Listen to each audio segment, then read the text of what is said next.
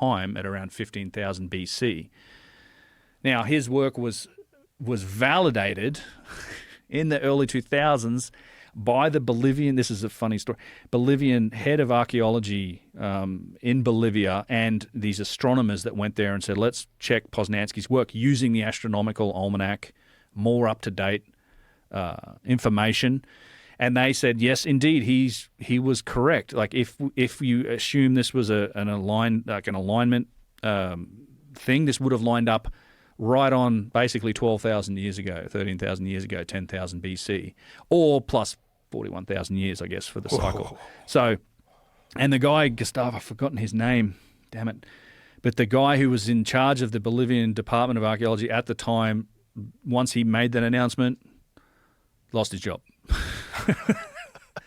And I don't think it's ever been talked of since. Like the official dates for Tiwanaku haven't changed. However, these guys also figured out that if you spun it around and you looked it's also aligned to the sunsets on those solstices. So if you go on the west wall you go on the east wall and look west, it also perfectly aligns with the sunsets. You also get the solstices in the center. So,